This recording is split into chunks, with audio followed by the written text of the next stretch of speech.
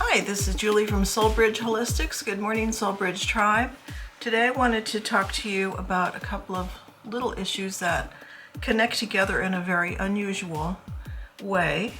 As you know, Soulbridge Holistics is a platform for spiritual people, mediums, intuitives, healers, people who are not part of the Great Divide. We are unity consciousness. We are trying to work with New Earth and gathering people together to create a better Earth.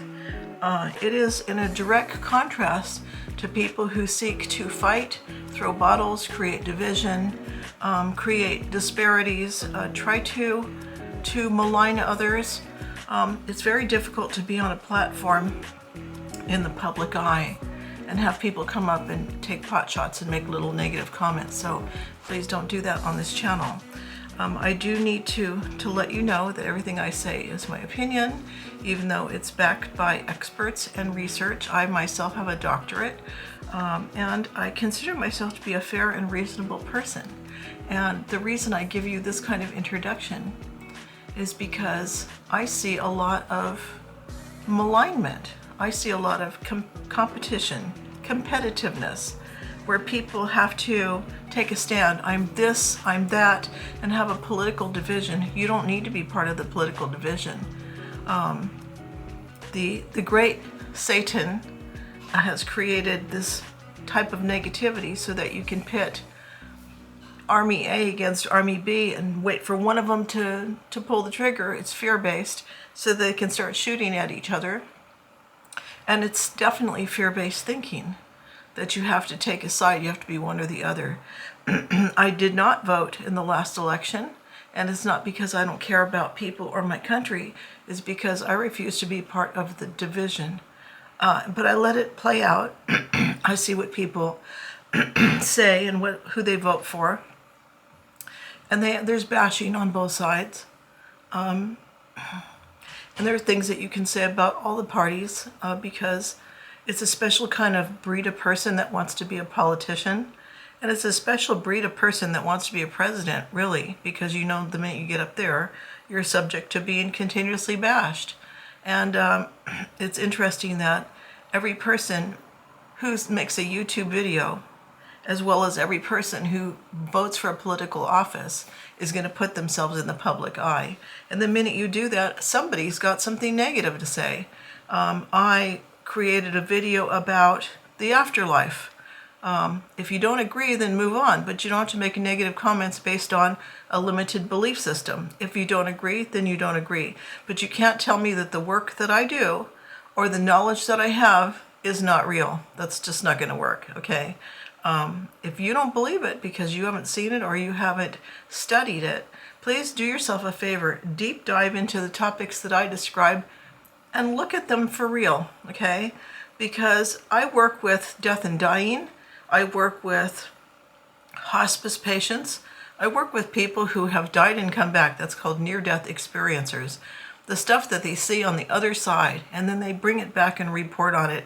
It doesn't get more real than that. You don't have to pick up a religious book from 10,000 years ago to hear about something that just happened last week. It may be the same information, but what are you going to trust? The stuff from 10,000 years ago or the stuff from the guy who just crossed over and came back and says, this is who I talk to and that's what I see? And more than that, you'd see other near-death experiencers and they'll tell you, hundreds of them, we all saw the tunnel, we all saw the light, we all saw Jesus on the other side. He was very loving, he gave me a hug, I got a life review, I was told I have to come back, my job is not finished yet, that I had a life path, I had a mission, I have not fulfilled my mission, they brought me back. If you take the big view like that, if you understand that everyone is here with a mission, if you understand that everyone is a piece of the pie, and we all have a bit of divinity to us, we all have light inside of us. Namaste means I see the light in you, right? You're looking at someone's third eye, you're pointing out to that person, you are a light-filled being.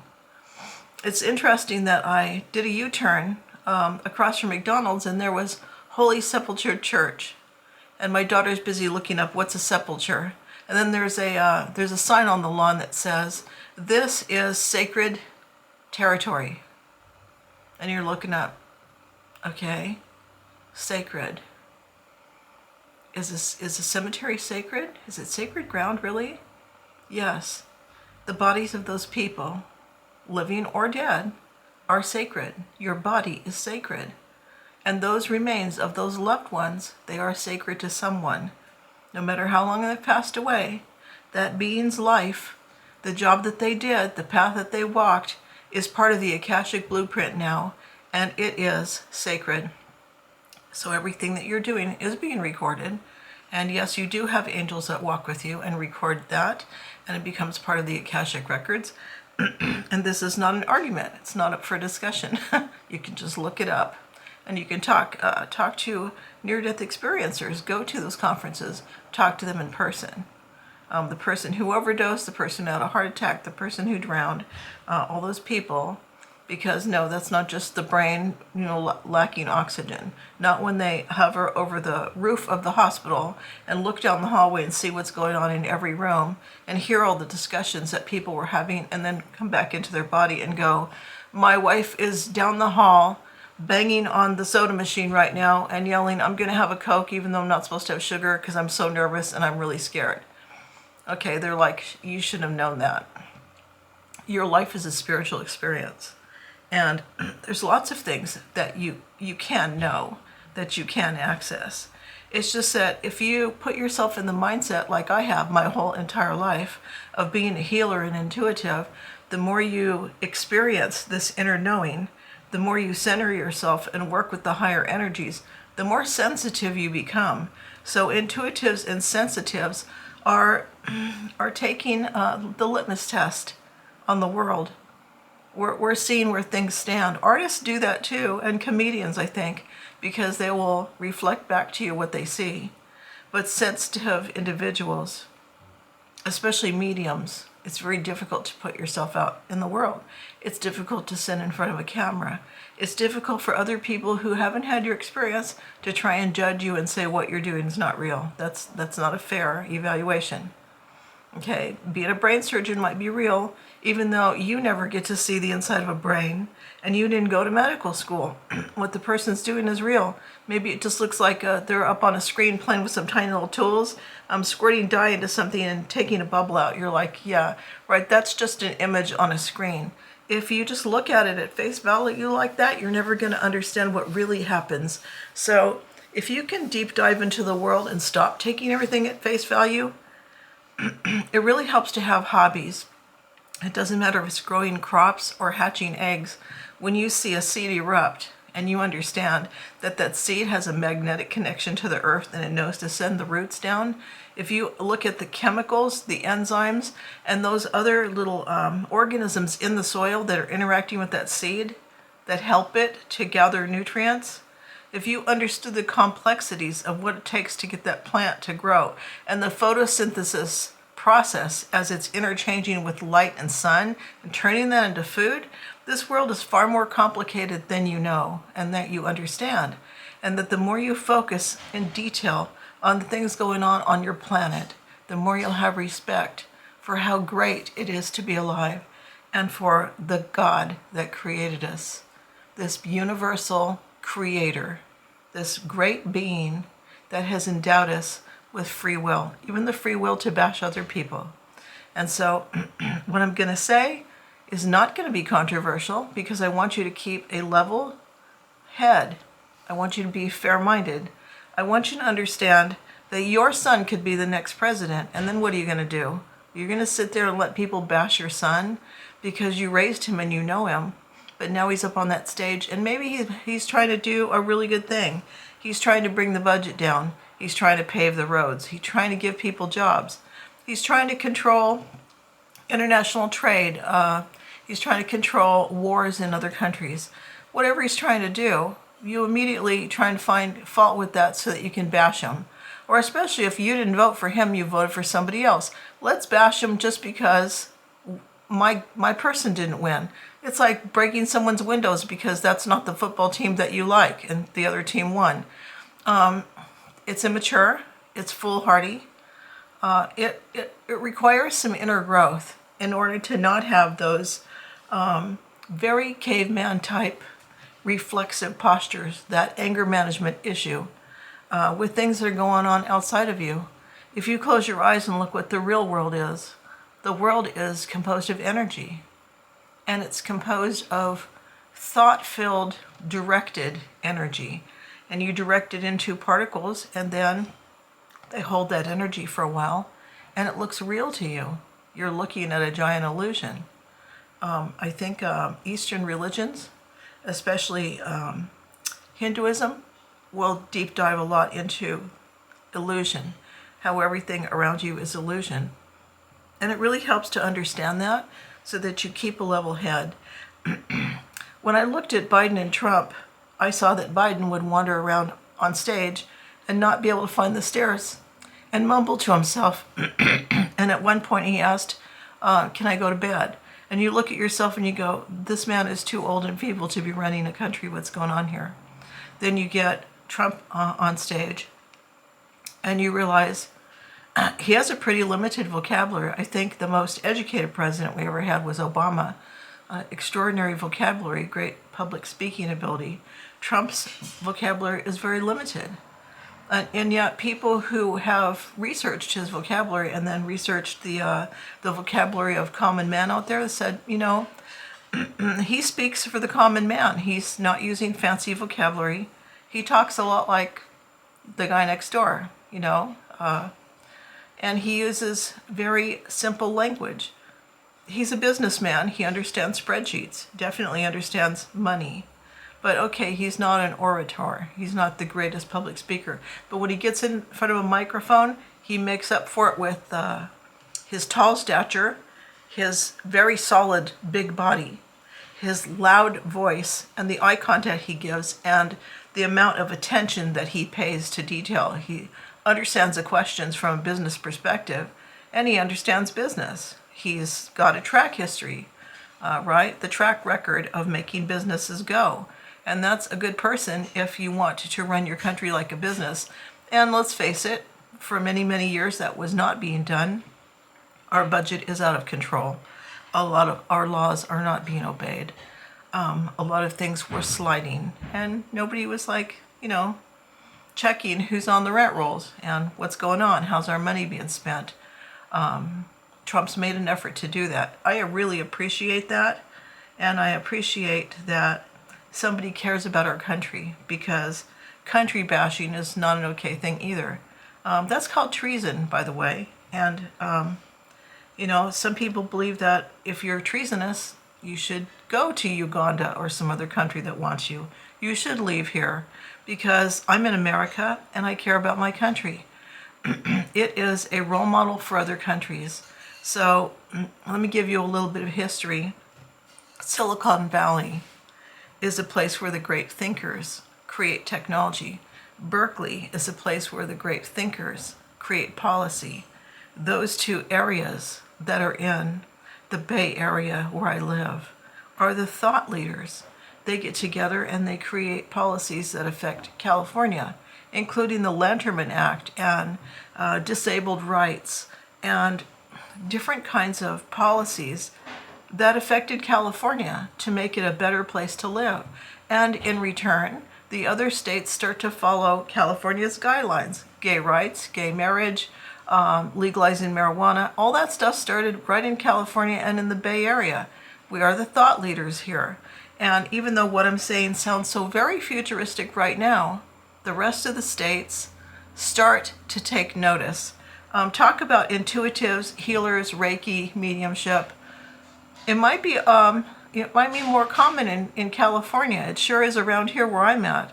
Leaking it into other states is going to be a lot slower. There is a lag time of years and years, but eventually everybody starts to get on the same page. It does catch up over time. So it goes from California to other states. Then as the other states start to absorb that, the vibration of our country starts to raise, and visitors come and take things back. There were people from Japan, people from Germany that came from world wars that saw the way our country runs things, and even Saudis who came to school here to learn how to run oil field machinery so that they could process the oil in their country. Those 18-year-old boys that I interacted with when I was also 18 loved this country. They loved the freedom. They started implementing those changes in Saudi Arabia. They started to take what they saw in California and develop it in their own country. You can find McDonald's and KFC in Saudi Arabia. You can find hamburgers and milkshakes in Germany and Japan. Are models for things that intrigue people, that are fascinating for them, that are colorful, creative. Those things leak out into the rest of the world. The thought leaders of the rest of the world need some inspiration too. And the world starts to look smaller and smaller, because I'm not saying the other countries don't contribute, because they are very creative in manufacturing and with their very old world religions, the spiritual viewpoints, the perspectives.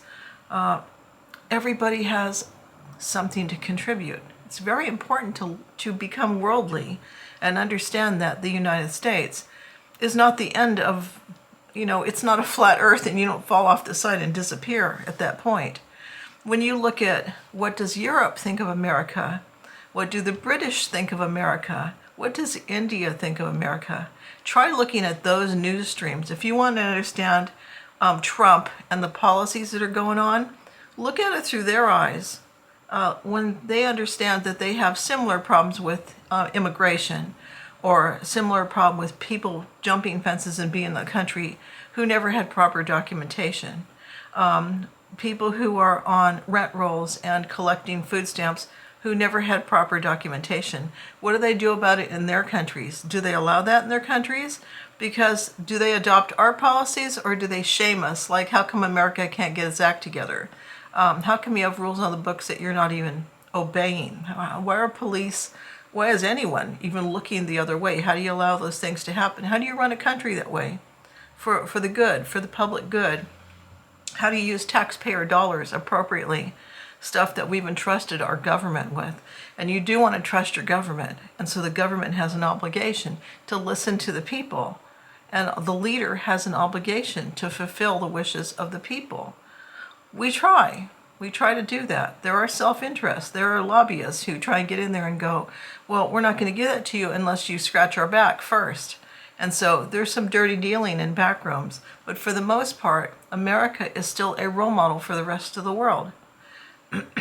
So we have to understand that even though difficult decisions get made every day, there's still a grassroots component to all of this. That the thought leaders are in your backyard. They're watching TV, they're writing articles, they're making comments about things. They are making YouTube videos. And if you don't like what I'm saying, make your own YouTube channel. Say something, get out there, have a voice. It doesn't help to bash a person who has a voice when you're sitting there looking at it, but you won't put yourself in front of a camera. That's not fair. So for those of us who are speaking up, for those of us who come forward, for those of us who are invested in a better world and we want to see a better planet, Soulbridge Holistics is invested in working on both sides. It is a bridge to consciousness. I'm working with this side, this earthly side, and I'm working with the spiritual side, and I'm bridging the consciousness. Spirits can see things that we can't see. They can give commentaries on things that we can't see. I was watching a video on a medium who was bringing up Abraham Lincoln, and he's saying, no, we didn't have that kind of technology. No, we didn't have those kind of policies. No, we didn't have the kind of freedoms that you have now. They can actually see it. The spirits on the other side see time march on. They see the advancements in technology. They see that we went from candles to electricity to, LED lights to wireless devices. They see all that. There's actually awareness. There's intelligence on the other side. You can't procreate with a person. You can't melt wax and form something and pour metal into it and make a statue and make some sort of permanent fixture in the community. People will look up and go, oh, look, Gettysburg Address, that's the guy on the horse at the battle, you know. The things that we're making here are symbolic. And the symbolic representations have meaning. The statues that we make, the furniture that we make, look around your house. Like, what colors did you choose? Are you living in a mundane existence where all your furniture is black? Are you a clean freak and all your furniture is white? Do you put everything away because you don't like symbolism and you don't want anything to be left out on your surfaces at all? I've seen clean freaks who put everything away until every surface has nothing on it at all. I've seen people who can't put things away and everything's stacked everywhere. And their filing system is, the most recent stuff is on the tops of the piles. We have different methodology for doing things. And deep down, I think everybody has some sort of logic or reason for what they're doing. And I do believe that people, at least people on God's team, right, not Lucifer's team, are self-aware and have the ability to notice what goes on and have a positive, other-centered, other-focused mentality where they want to help out and they want to make a better world. Now, the naysayers, the people who are batting on Team B for the Lucifer's team, the sociopaths, the psychopaths, the people of the world who just want to create damage and chaos because they find that interesting, those people are not going to be part of the new world. They're not going to shift into a higher consciousness. They're not going to evolve into a higher place. Not with the service to other people. They might end up with Lucifer and his team with the service to self people, but service to self tend to backstab each other and they do each other in. So it's not a good team to be on. I'm on the service to other team. I am trying to create the better earth, and I'm trying to take you with me. That's what Soul Bridge Holistics is about. The holistic view of the world is that it's not about taking sides. It's about creating a collective consciousness where everyone's working together. And we're all in this together. And we're all in this little bubble of positive light and energy that grows. And you wake up every day with meaning in your life. You wake up every day to make a difference. And you're trying to create a better planet. So, if you understand that you're a spiritual being having a physical experience and you are luminous, then I salute the light in you. Namaste. And I hug you. And you are part of this Soul Bridge family. So Soul Bridge Tribe, have a great day and pass a positive message on to someone else today. We'll see you again.